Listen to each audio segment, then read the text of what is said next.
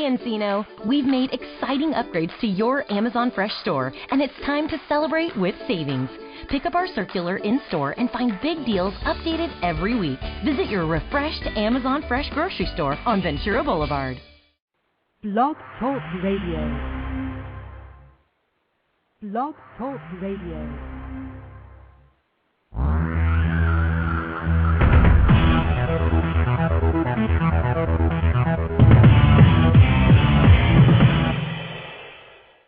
Live from Los Angeles, the Win Without Competing Show with Dr. Arlene Barrow, host and creator of the Right Fit Method, the key to professional and personal success. Now, let's join Dr. Arlene. Thank you, Virgil. In uncertain times, it is especially important to implement my Right Fit Method, which will enable you to win without competing in your career and in your life. Today, I will focus on how to implement my Right Fit Method in your personal life. Have you ever wondered why your search for the right fit spouse, the right fit house, and even the right fit children has not worked? I know why. We search for the best. What's amazing is that if we search for the best, we frequently select wrong fits. Perhaps you are perplexed. Picture a rat-infested barrel of apples. Compare and contrast. Select one. What do you have? A rotten apple. If the person you picked to marry is one of those rotten apples, you have picked the wrong fit. You must search for the right fit. The question is how to find the right fit. To do that, you need to create a blueprint of the right fit for the spouse, house, children, and even your pets. Here's a simple example. If you are planning to buy a car, I expect that you would figure out the specs of the right fit car. This would include the year, model, price, color. The list could go on and on. That list is what I call a blueprint. Is each spec of equal importance? Probably not. I expect that some specs are absolutely necessary, in your mind at least. Others matter less, but nice to have. Weighting the importance of each spec turns the blueprint into a blended blueprint, which is a term I created. If you had lots of blended blueprints, you could stop making wrong choices. I'll show you how to do this during the interview segment of the show. Let's dig deeper. Today, on this special call-in show, the Right Fit Method gets even more personal. What is your Secret Assumptions Quotient? I will demonstrate how my Right Fit Method gets even more personal than my January 13th blockbuster show and uncover how secret, erroneous assumptions about our personal lives can be detrimental to achieving and maintaining happiness. During the show, you can take my Secret Assumptions Quotient quiz and find out what erroneous assumptions you are making about your personal life that you do not want to share with others. You will also discover why you should not be making any assumptions. With my guest co-host, Virgil Holder, Director of Corporate Recruitment at the prestigious Piedmont Healthcare System in Atlanta, Georgia, I will share fascinating stories about the impact of making erroneous assumptions in our personal lives. I will respond to callers' questions and speak with guests who have unusual personal stories. I will demonstrate how the Right Fit Method, the subject of my book, Win Without Competing, is the key to figuring out the right solutions, not only in your professional life, but also in your personal life. Welcome to Win Without Competing, Virgil. It's a pleasure to be back on the air with you, Arlene. My pleasure as well. I am delighted that you are my guest co-host today. Before I speak with our call-in guests, I want you to take my Secret Assumptions Quotient quiz. Please take a piece of paper and write the numbers 1 to 5 so that you can jot down your response next to each number. Write T if the statement is true and F if the statement is false. Ready? Are you ready, Virgil? Ready to roll. Great. Question 1. Finding a spouse requires an exhaustive search in which I must compare and contrast lots of potential possibilities. Don't tell me your answer, Virgil. Hold on to it. Question 2. Landing the right spouse is a trial and error situation which requires either living with many different people or marrying more than once. Question 3. After marriage, I will persuade my spouse to come around to my way of thinking. Question 4. My spouse or significant other can verbally abuse me. Question 5. Society dictates that it is better to be unhappily married than to remain single. Hold on to your responses. After Virgil and I talk with the call-in guests, I will give you the answers with explanations. On to my guests. My first guest, Lisa, a business strategy consultant who lives on the West Coast, has been divorced twice. There's hope. She's finally met the right fit man. Welcome to Win Without Competing, Lisa. Thank you, Arlene. I am so happy to be here. My pleasure to have you as my guest. Why did you marry Michael, your first husband?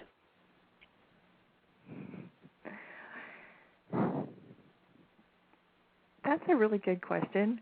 I was 25, and he was 12 years older than I was, and he seemed to have a lot of things going for him at that time. And I fell in love with him not long after we met, and we moved in together, I think, after we'd known each other only a couple of months, and we got married a year after we met. And I don't really know why. Okay, well, like that's the right honest. thing. I think that's very honest, Yeah. that you're saying you really don't know why you married him. What I think is interesting is you made the comment that he had a lot of things going for him. What do you mean about a lot of things going? Was he handsome? Was he rich? What are the exciting things that were going from your perspective? Well, from a comparison to the men I had known who were my age, he seemed to be a lot more mature. And, you know, he owned a house, and he had a couple of cars and some money in the bank and a business. And he seemed to have a lot more to offer than the men that were my age. How long did you know him before you accepted his marriage proposal?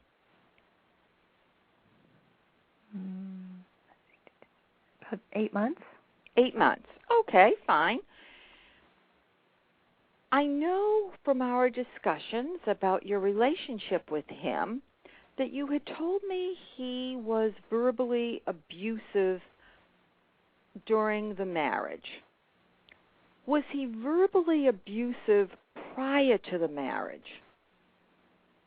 There were a couple of indications that was where we're going, but not really. Like he actually treated me the same way his dad treated his mother, but I didn't meet his parents till after we had become engaged, and I never actually saw that behavior because his parents lived on the East Coast.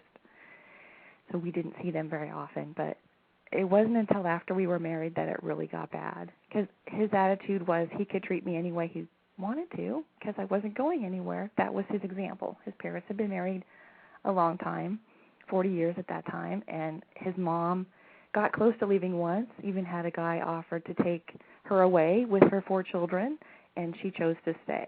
So his example, Michael's example, was he could do whatever he wanted, and as long as we were married, I was going to stay. So basically he treated you like chattel, that he owned you. Yeah, he felt that he had owned you. Okay. Now, could you give us some examples of verbal abuse? And also, what did you do when he was verbally abusive?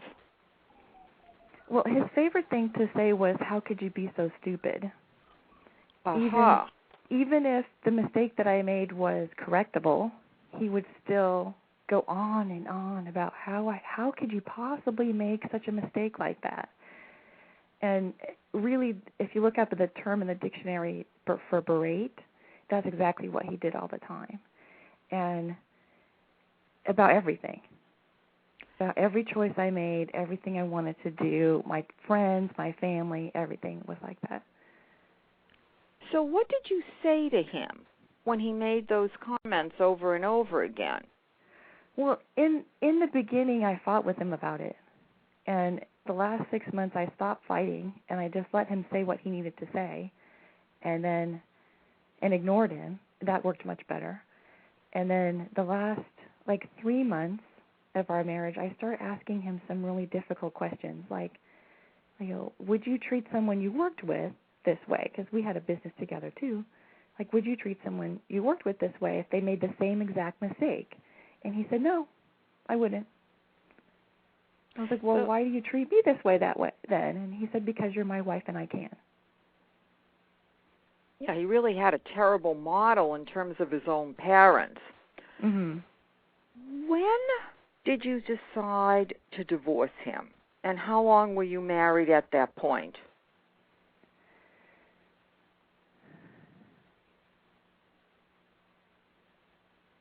Well, I first realized in January of, it was been 1997, we'd been married a year and a half, that my relationship wasn't very good because I had suspected I was pregnant, and the last time that had happened, he pretty much accused me of making a big deal out of nothing and made me feel worse because we didn't have sex that often, and it wasn't that likely that I was pregnant, but I was late. And I realized that I couldn't actually tell him what I was going through. I couldn't share that whole experience with him, and that indicated to me that there was a real big problem in my relationship. And it wasn't until that August that I actually asked for the divorce. How did he respond? Well, I had asked for counseling before that, and it wasn't until I had my stuff in my car that he's like, okay, I'll go to counseling now. Like, no, too late now. He was really upset that I actually wanted a divorce. He didn't understand, although I had said very clearly this behavior was unacceptable, and if he didn't change that I was going to leave. He didn't believe me. His mom never left. Why should he believe me? Even after I had my stuff in the car, he didn't really believe that I was leaving. It's interesting that even when you try to fix the fit, try to fix the relationship, until you were actually going, did he take it seriously that you would leave him? He just made the erroneous assumption that because your mother stayed, why shouldn't you stay? After all, his mother was chattel. His father owned his mother, so therefore he owned you. Mm-hmm. Yep. Do you know if he ever remarried after the divorce? He did, actually. For 3 years after the divorce, he was really angry with me. He sent me nasty letters, and every time I ran into him, he would berate me some more. It was horrible, so I avoided him at all costs. But after about 3 years, I ran into him socially, and he said, I have a box of stuff for you. So I went by his place and picked it up, and we had a really nice chat. And what had happened is he had actually come to terms with the fact that his anger had nothing to do with me, and it actually had to do with his parents, his dad and his mom. And he actually had that epiphany. And about a year or so after that, I ran into him at a place of employment, actually, with his new wife. So they had gotten married, and they have since moved someplace else. I have no idea where he is now. But last time I saw him, he seemed very happy. So maybe do you think he went for therapy and made up his mind he wouldn't do again to someone what he had done to you? No, I think he had that epiphany, and he did it on his own and decided that was plenty. The woman he married is, I don't know her personally, but my friends know her personally, and she's very much a yes woman. So her job in the relationship is to say yes to him. So he didn't put himself in a position where he would have arguments. So he married a different kind of woman. Oh, yeah. So in other words, he created another blueprint for himself as to what the right fit would be for him. Mhm. Okay, all right. Let's go on to Joe. How many years passed before you met and married Joe? Well, actually, I knew Joe before Michael and I got married. We worked together, and he was married at that time. And we were friends through that whole time. I'd see him occasionally, hang out socially, but we weren't very close during those years I was married. And then we actually both ended up getting separated from our spouses at the same time. And our divorces were final 1 month apart. And we actually moved in together in April of '98, which would have been, let's see, that's 4 or 5. It's about 7 months after I asked for my divorce, and that was the same month my divorce was final. Wasn't exactly smart. So that was pretty fast. Mhm. But see, I had already known him for about 5 or 6 years at that time. When you moved in with him, at that point, did you discuss having children?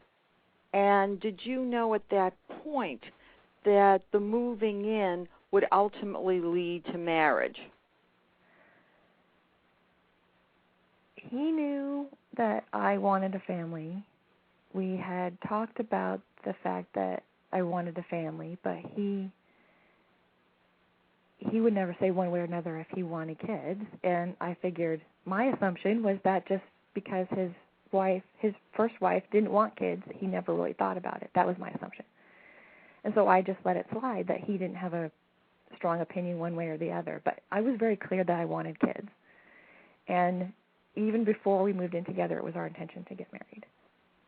Okay, so you married him, not getting him to commit to wanting children, right, Lisa? That's correct. Okay, so you made the erroneous assumption that he probably would be okay with it. Would you say that's an accurate description? Well, I had seen him with little kids, and he was really good with the little ones, and so I figured he was just afraid. Okay, all right. You did become pregnant. How long after you married him did you become pregnant? We were married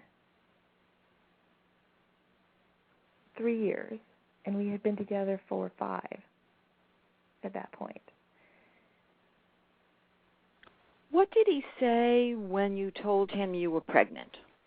He was quite surprised because I had finally gotten him to agree to try to get pregnant, and the very first time we tried, we got pregnant, and so he was absolutely shocked that it had happened.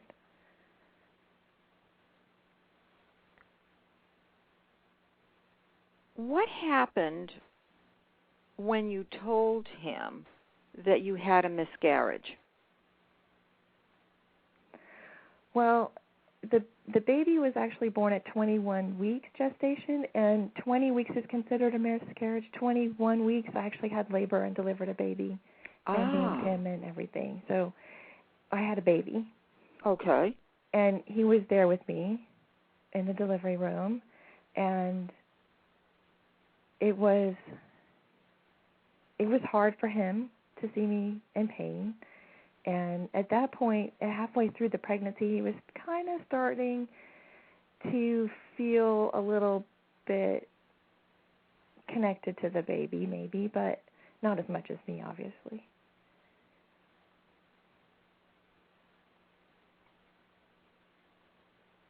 But the baby did not survive, is that correct, Lisa? Yeah, viability doesn't happen until about 26 weeks. So 21 weeks, there's just no way. There's no medical intervention or anything. But he tried to breathe and lived for an hour and was the most beautiful baby I have ever seen. So for you, it was really a very painful experience. Yes and no, because that Joshua was his name, and he was here for a purpose. It just was a really short one. And I felt his presence. He wasn't just a baby. He was a person. And holding him was a gift. And it was very difficult for me to get over that, to grieve, because I grieved not just that baby, but also the loss of my pregnancy and not being able to continue the pregnancy. And it was a very challenging time for me from a grief standpoint. The actual experience itself wasn't bad. It was afterwards. It was grieving the plans I had for him, and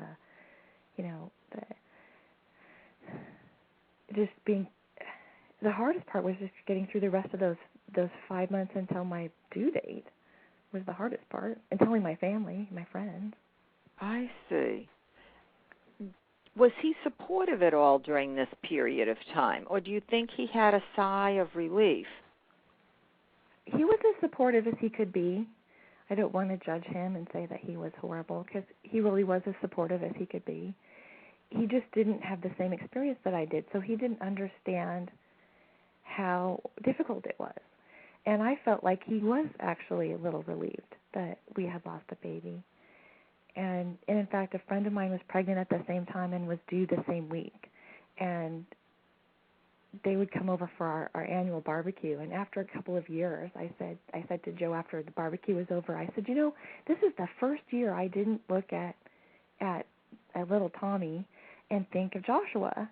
I just saw Tommy as his own self. And Joe's like, why would you even think that? Because he was born at the same time. So I look at that little kid and I think, I should have a kid that's that age.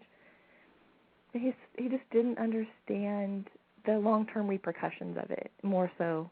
Like in the moment, in the hospital and in the couple of weeks after we lost the baby, he was really supportive.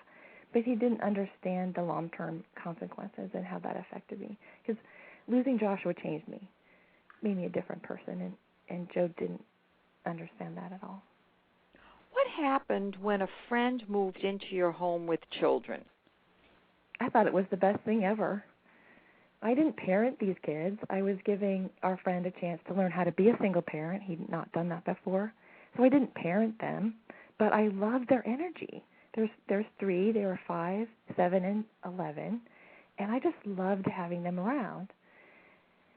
And Joe tolerated it. It wasn't his favorite thing in the world. And then our friend moved out. He got his house back and took his kids back. And I was sad to see them go. I was so happy for my friend and sad at the same time. So I loved having that around. And that night they moved out, Joe says to me, he says, I think we should go out to dinner and celebrate.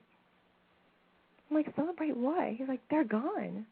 And it was really in that moment that I realized that what I wanted and what he wanted were different. So that was really the turning point. You experienced loss when your friend and the children moved out. He experienced relief. Yes. long did you wait to ask for a divorce?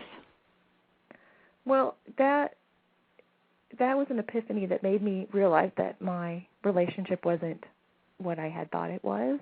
So I started looking at my relationship really deeply and being really honest with myself about what I saw. And they moved out in August, and in January I started getting, really clear that maybe this isn't what I should be doing, being married.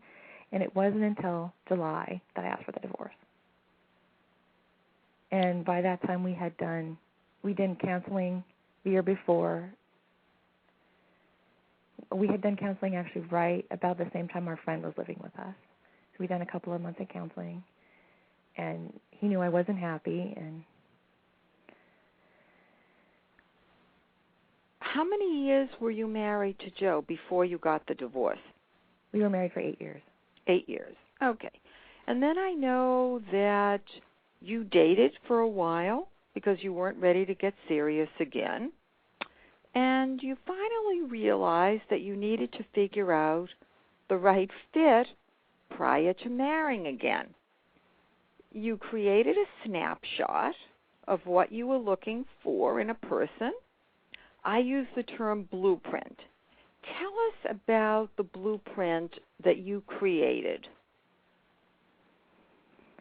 Sure. See, I started recognizing I couldn't just go date a bunch of people until I found someone that worked. I had to get real clear about what I was looking for. So the guy that I was looking for I didn't think actually existed, but I wanted a guy who was smart enough not to be intimidated by my intelligence, who believed that household management was a joint responsibility, who was committed to being the best person possible, and who was somewhat health conscious. So I wasn't looking for, perfectly physically fit, but somebody who cared, who's not afraid of change, who knew how to dance or was willing to learn, who was appreciative of the female body, and mine in particular, and who was really willing to explore that entirety of the sexual relationship with me, and who believed that money was a tool rather than a measure of worthiness, and who took responsibility for his own thoughts, feelings, and needs, and then had a strong desire for the family life, including desire to have children or to adopt, or even if he had his own kids. You met Jason at a dance class. I did. He's 25, and you're 41.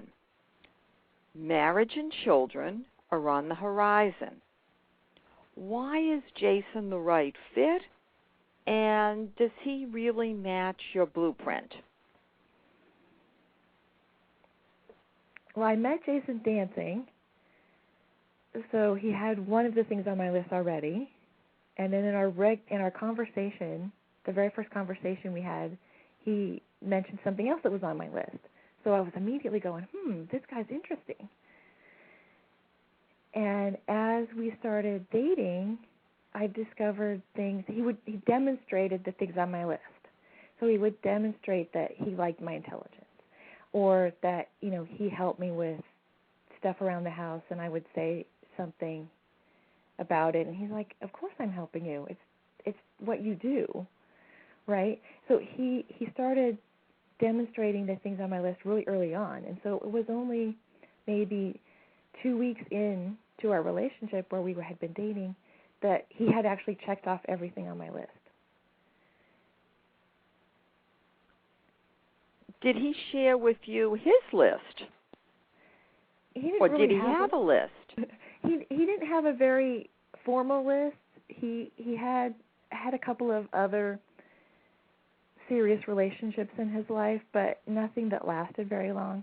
So he was looking for a woman who appreciated him in a way that he hadn't been appreciated before, and a woman who enjoyed having a sexual relationship, and who thought that was important, and maybe a couple of other things, and that was pretty much his list. He wasn't, he's not old enough yet to have the frustration of dating a lot of people and being frustrated. What about the age difference? Are either of you concerned about it? he's absolutely not concerned about it. I have a few more concerns because although I look great for 40, I'm not sure that at 50 or 60 he'll still think I'm that attractive. But other than that, it's just not that big a deal. It was at first. At first I'm walking around going, I can't believe you're 25. And he's telling his friends he's dating a 40-year-old cougar, but it's not a big deal now. I don't know. What about his parents? How does his father treat his mother? His mom rules their house, actually. His dad is the breadwinner and a workaholic, but his mom's the one who controls the house, and it's her feelings and her personality that rule. Is that the situation with you and Jason? No. I'm a lot more inclusionary. I like to have his opinion count and make him feel like he's part of the team. And so I'm not his mother by any stretch of the imagination, but it does make him more accepting of a woman who's more knowledgeable or who has an opinion than he would be if he'd been raised in a different way. Do you have any doubts about marrying Jason? Not at all. Not at all. Okay, all right. Virgil, did you have a question? What are your thoughts about Lisa? Well, Lisa, first let me tell you that I am very sorry that you experienced the unhappiness of that first marriage, because no one deserves to have that verbal or emotional abuse like you had. But something interests me, too, about what you're saying, Lisa, because to me, I can detect something that's also part of my blueprint, and that is the importance of having children in my family or being a father. And I can just share it just quickly. When I went on my first date with my wife, she had been married once before, and she had a child already, so I didn't know. Did she want to have more children? And at the time, my blueprint included having children, biological children of my own. So on my first date, I was very bold and asked her, what do you think about having more children? Thankfully, she looked at me and said, well, she said, I've already had a biological child. I've already experienced it. I don't have to experience it again, but I would understand if I were married to someone who wanted to have a biological child. I could understand it, and that would be fine. So that was a good answer. In the end, we never had a biological child, and the child she had, I adopted, and that's our child.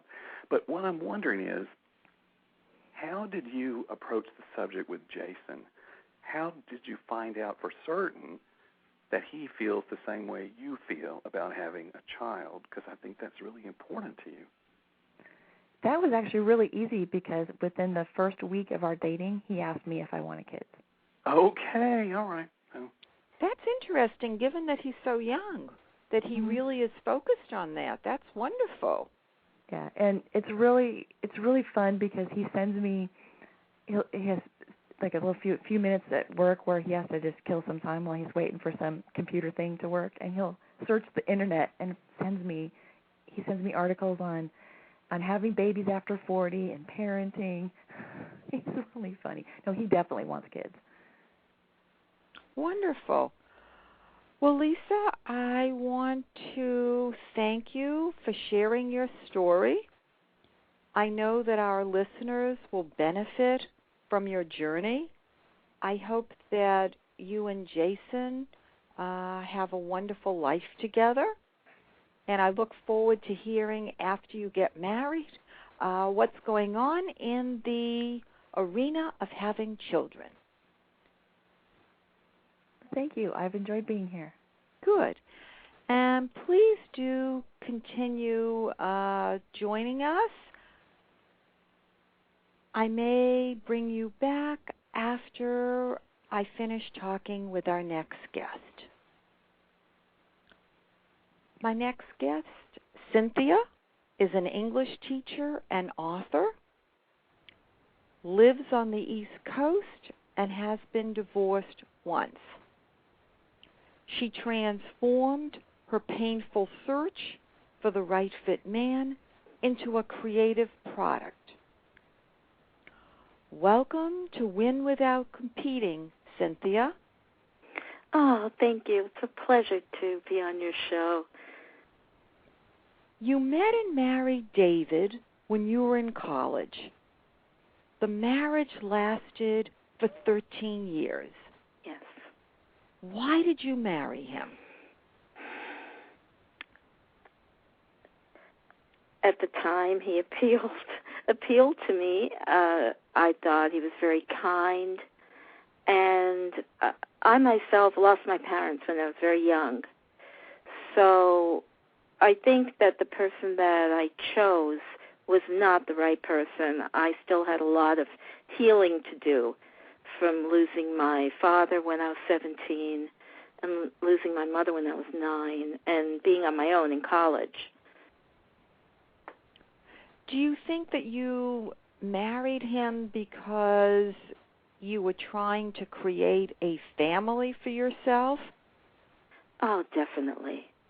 I think I married him, and I'm not passing judgment on him at all, but I married him for the wrong reasons. It wasn't for money, that's for sure. Because we were both just students, and we were both very young, and we were just going through life. He had also a very hard time in his life. He was a battered child, and so the two of us were I guess, working through things together as young adults. When you were married, you started observing certain things about him that really concerned you. Tell us about that. Well, one of the things that concerned me, and I guess in a way, I've always been a healer, or I guess fixer-upper in many ways, and I'm very, very loving.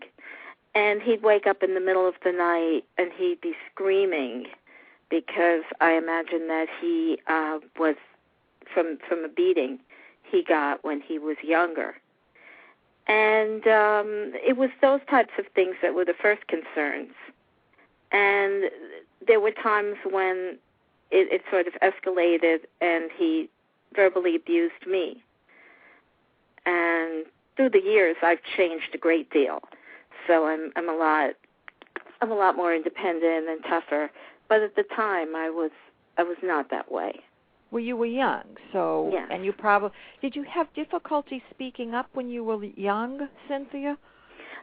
Yes, I was. I mean, we had a quite a long marriage, but I don't know if it was based on the right things, and I had difficulty speaking up and asserting myself.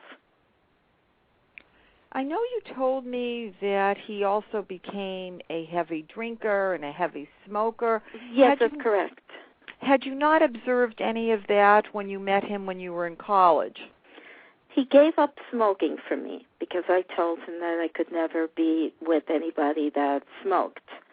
And because I don't know, I can't help it. Not to offend, it abhors me. But, and also, I've never drank either. But as time sort of evolved, he would sort of walk around with his, like drinking a beer and things like that, and that was never anything that I had an interest in. What actually prompted you to ask for a divorce? Was there a turning point? In Cynthia's story, we had a situation where basically we've got turning points. Did you have a turning point with David? Yes, things just started to escalate as I hadn't been able to work for a while. And when I started to feel better and wanted to go back to school and become more independent, David became very threatened. And it all started to escalate into fights and things like that. And things that I didn't want to get involved in anymore. It was just hurting me too much. How did he respond when you asked for a divorce? I think the first time, and there was more than one time, because I think I wasn't ready yet, but the first time he absolutely didn't want me to go, and we tried to work things out. And I believe that everything was tried in the marriage to come to that end. Everything. I said even voodoo therapy.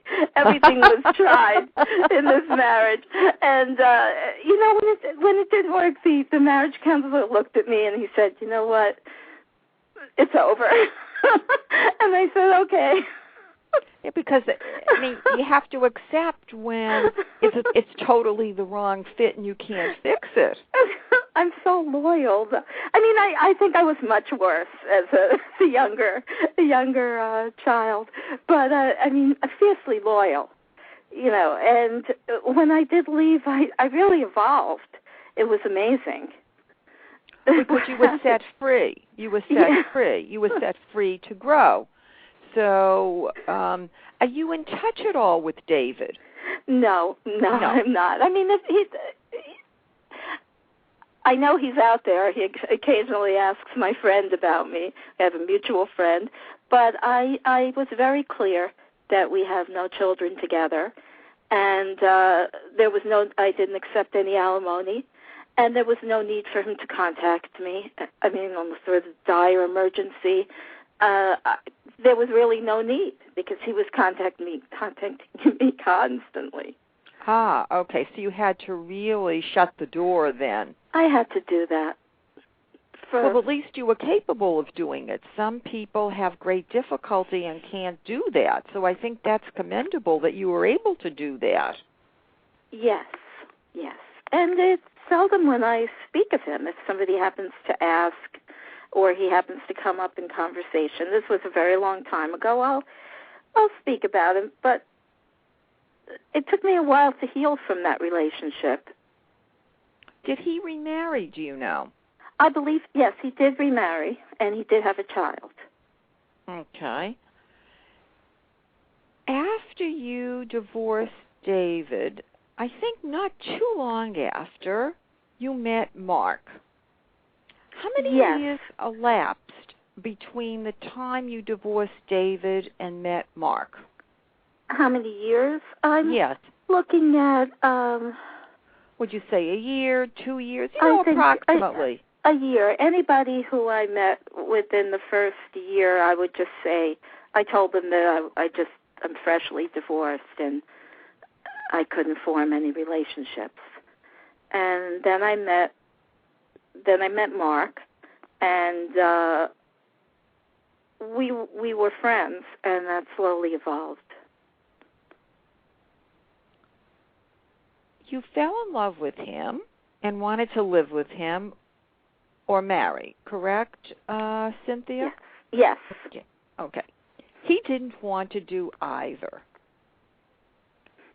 How long did you know him when you discovered that he really didn't want to be intimate on a daily basis?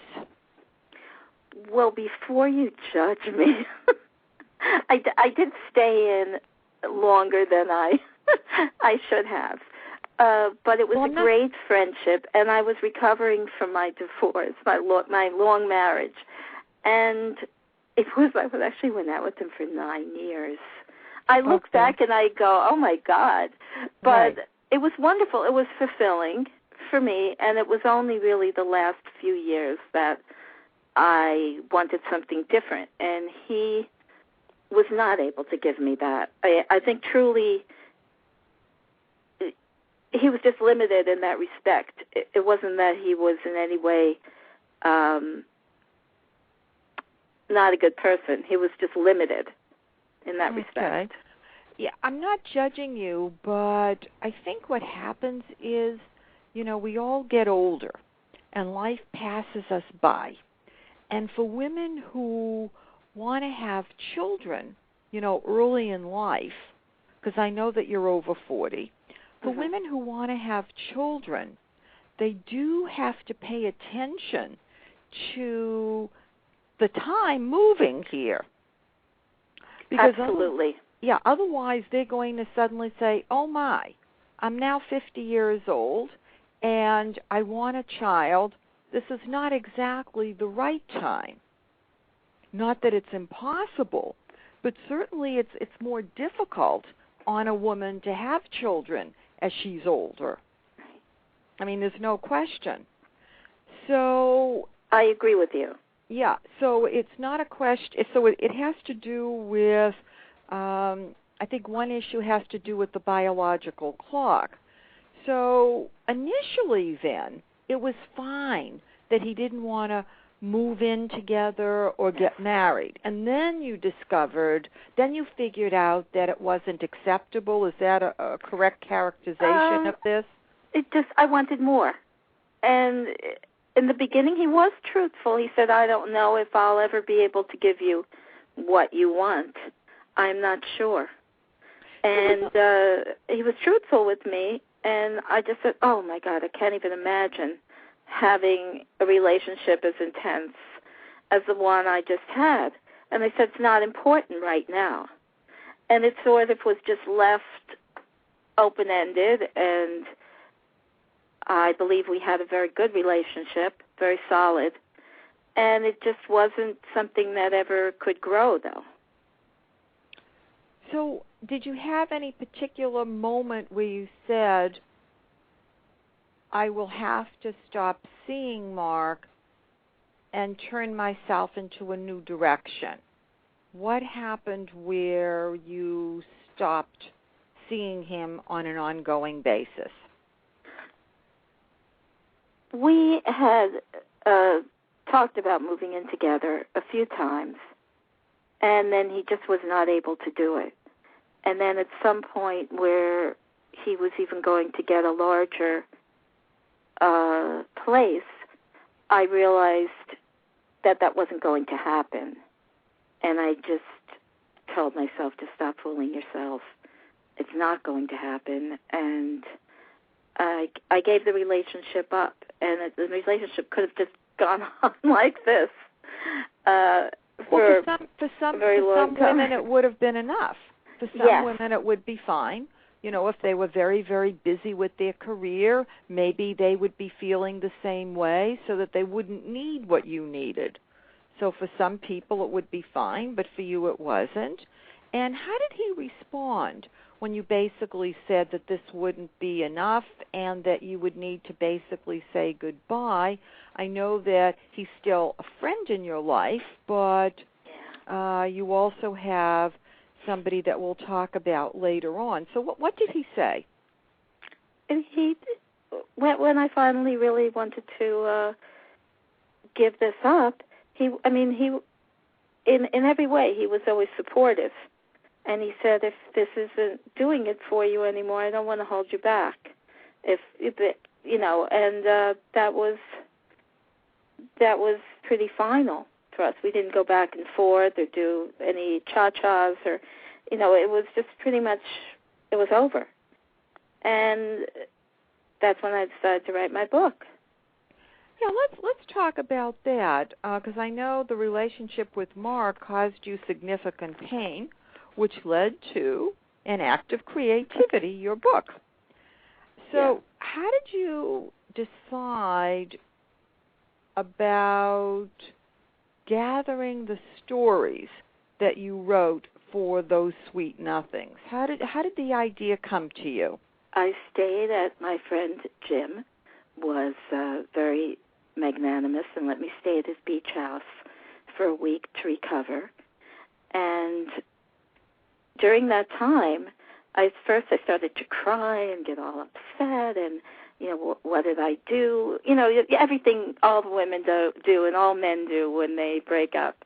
And then I said, I can write a book and I can ask other people what they're doing and I can find out how other people are working through this. And by the third day, I was still upset. It still hurt me. But I was out there interviewing people on the beach for the first idea of what would be those sweet nothings. Did you have a protocol of questions, or you just went with your gut and recorded? What was the procedure like?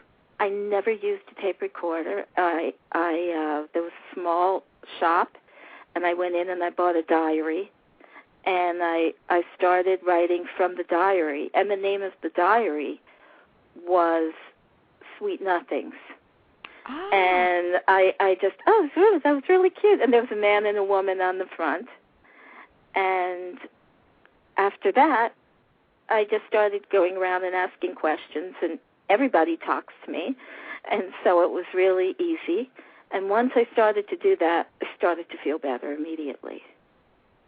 Because you stopped focusing on yourself and started focusing on others, so you distracted yourself. Yes, I did. Well, sure. I mean, it was really a stroke of genius here. And I think it's important for people to learn when they're grieving how to distract themselves so they don't keep sinking lower and lower and lower here. So you really pulled up yourself very quickly, it sounds like, through all these interviews that you conducted. I didn't wait for the phone call. I didn't do anything. I didn't intend to go out and meet anyone else with the book. I just wanted to go out in pursuit of finding out did you have a bad day? Did you have a bad first meeting? What about your relationship? How did you solve it? And it just turned into a small book that was fun.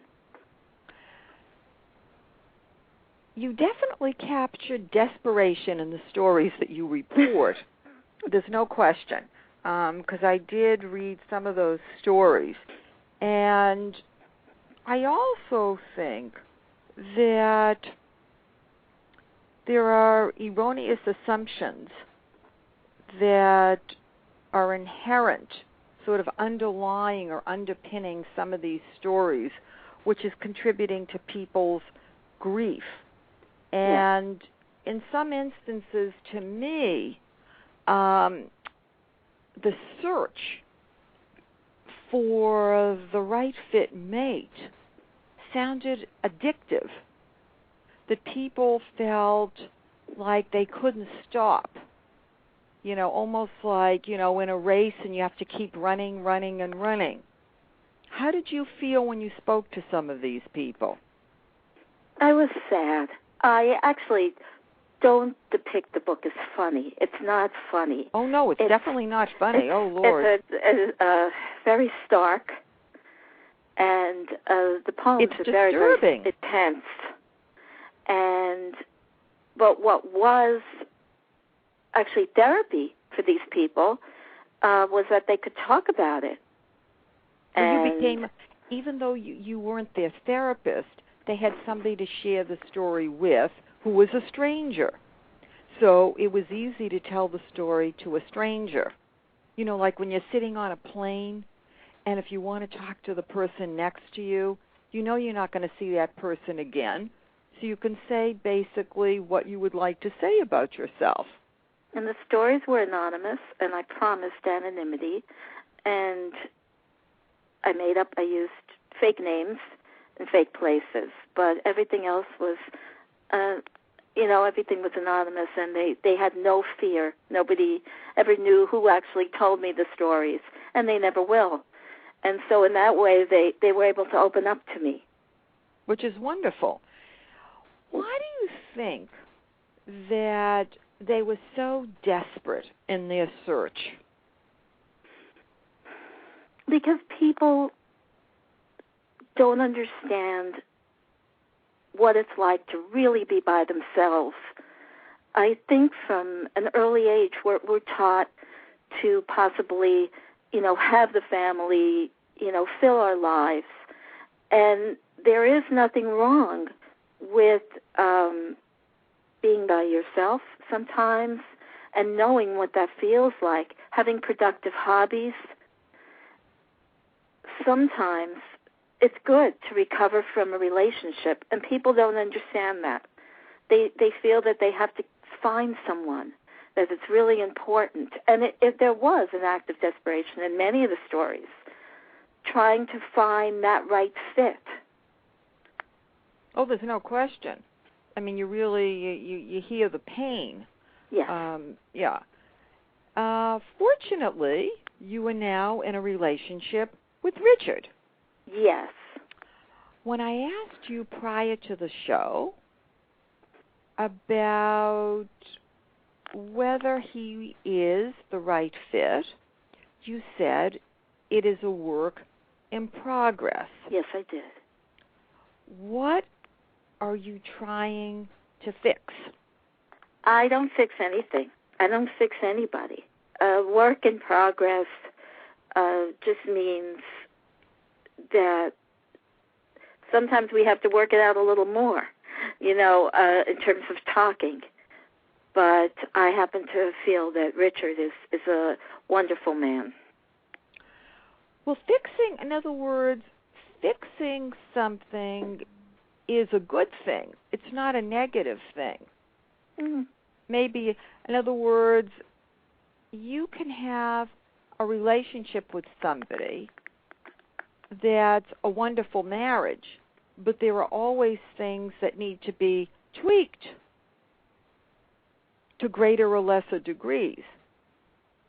If something has to be tweaked so much that the tweaking isn't doable because both sides won't change, then you have a wrong fit. So fixing something is a positive thing. It's not a negative thing. It depends on if when you said it, I viewed it as quote unquote trying to change a person, and that's something that you can do. But there's always habits that can be spoke about, or different things. If you're unhappy with something, you can talk about it. Right. Yeah. So, but that's from my perspective, fixing things. Okay. Fixing things. Yeah. That's the terminology that I use with my right fit method. Now, when we talked, I mentioned about a blueprint of the right fit man. Do you have thoughts about a blueprint now from having had the relationships that you've had? My ultimate goal in the relationship is to just have a relationship that's conducive to happiness, and the end goal would just be that both of us are happy in the relationship. And I believe that is what's happening now. I believe both of us are happy in the relationship. Okay. But how do you know that he's the right fit because you're happy? Is that your way of determining that? I've never really believed in criteria. I believed in a gut feeling, a feeling of emotions. If you're waking up in the morning and you're smiling, if you have a smile on your face most of the day, if things are going smoothly and you're not arguing over little things, I find that to be good. Of course, love is important, but these little things that you go through day by day, that to me is important. Just having peace and happiness, and that to me, that's very important. Virgil, what are your thoughts? Well, I tell you what, Cynthia. First, I have to say I admire you for loyally making an effort to adjust that first marriage, so that you could have a right fit. I think it's great that you made that effort. Not everybody does that, and I think, before you leave a marriage, you have to be sure, is it something that you can make into a right fit or not? And I think when you look back on your years there, I think you can not have any regrets. That you spent that time and made that effort. Now you made the right decision to leave. You don't have to wonder. But I was wondering about your current relationship, and I appreciate where Arlene does use the term fixing. But what about this, Cynthia? What if you think about the term polishing? Mm-hmm. Because you're sort of polishing the relationship, I think. Yes. That you might be more comfortable with that word rather than fixing. But, I thought, too, it's interesting you mentioned that you don't like criteria, but yet, really, when you talked about the gut feeling and an emotional decision, but you then really discussed points about this gentleman that really are true criteria about a person and a person's personality. Yeah. So you really do have right fit criteria. They're just not those mundane little things like he has to not leave the toilet seat up.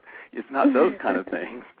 You're really talking about a person. What is the person really like? The deep down person. Right, because someone who wakes up in the morning smiling is not the same kind of person as the person who wakes up in the morning frowning. So I think you're selling yourself a little short, Cynthia. I think you do have criteria, and I think maybe you found somebody who has it. Yeah. Oh, no, I didn't say that he wakes up in the morning smiling. Oh, my. Okay. Virgil, you made an erroneous assumption. I sure did. Yeah, that's me. I'm the one that's always smiling. Yeah, no, she said she was happy in the morning. Yeah. Well, I wake up in the morning smiling too, but my wife does not. She doesn't wake up smiling. Yeah, no. I'm not a great smile. Yeah. Anyway, Cynthia, I do want to thank you for sharing your story. Oh, you're welcome. That you have helped those listeners who are searching by hearing your intriguing approach, and I wish you much success with your special man right now. He's very special. Yes. Let's go back to the Secret Assumptions Quotient quiz. I'm going to read the questions again and give the answers and comment. Question 1. Finding a spouse requires an exhaustive search in which I must compare and contrast lots of potential possibilities. False. If you have a blueprint of the right fit and you've had enough experience where the blueprint really represents what you are searching for, you don't need to date hundreds and hundreds of men. Question 2. Landing the right spouse is a trial and error situation which requires either living with many different people or marrying more than once. False. Again, if you have the blueprint, that should not be necessary. Question 3. After marriage, I will persuade my spouse to come around to my way of thinking. False. Unlikely. You want to be sure that you don't make an erroneous assumption about really important things. I'm not talking about coming around about where to go on vacation or what kind of car to buy. I'm talking about something like having children, what part of the country to live in. Those are the kinds of things that I'm talking about. Question 4. My spouse or significant other can verbally abuse me. False. Absolutely not. No woman nor man should allow anybody to verbally abuse them. Question 5. Society dictates that it is better to be unhappily married than to remain single. I believe that in many parts of the world that is correct, that that's true. if you look at our presidents, have we ever elected a president that doesn't have a wife? It's a very interesting phenomenon. When I was living in Israel, the men in their 20s were desperate to get married. Daily, I would get marriage proposals, not because they wanted to marry me, but because they wanted to marry. And I think that we need to rethink whether marriage is for everyone. I know that I had a guest on who, after his first marriage, clearly said, when I was interviewing him, that he decided that marriage in and of itself was not the right fit for him. So I think that each one of us needs to make a decision as to whether marriage is the right fit for us. I hope that my listeners learned from my guests. Both Lisa and Cynthia were very open and shared their feelings and opened their hearts to us, and I want to thank both of them. I also believe that the creation of the blueprints for the right fit man or woman would really help to reduce the risk of marrying, divorcing, marrying, and divorcing. I would love to see your blueprints of the right fit spouses. Please email those to me, DRBARRO at winwithoutcompeting.com. And as long as you don't put a W on Barrow, I should receive it. If you would like to share your story and blueprint on this show, please be sure to include that request. Feel free to call me at 310-441-5305. 310-441-5305.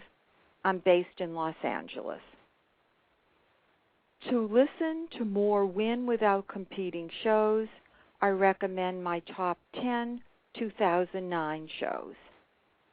They are listed on the winwithoutcompeting.com site on the talk show host page under author.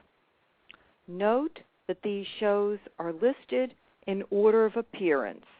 They are not ranked. While you're on the WIN site, I suggest visiting the home page and signing up for my professional and personal newsletters to learn more about how to implement my Right Fit method. You can also find out more about my book, Win Without Competing, where you can read excerpts on the WIN site, and also you can look at my speakers page and reviews. It's a fun site.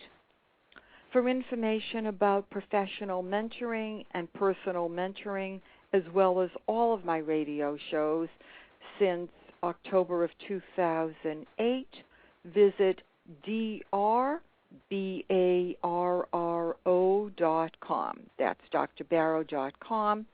And for executive search services, barrowglobal.com. That's barroglobal.com.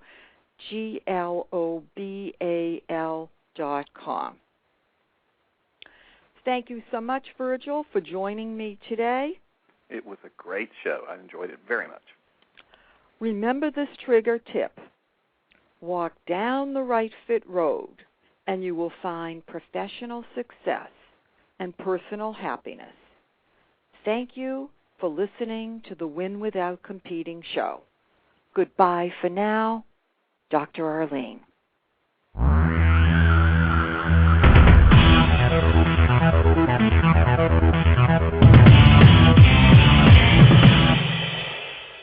Have you Googled yourself lately? Are there negative posts from an ex-employee or from a former client? Maybe an outdated news article? Search engines don't always get it right. For right or wrong, it's your reputation on the line. That's where Reputation Defender by Norton comes in. Take control with Reputation Defender. Their cutting-edge approaches help you to wipe away unwanted information in your search results. They also promote the good stuff.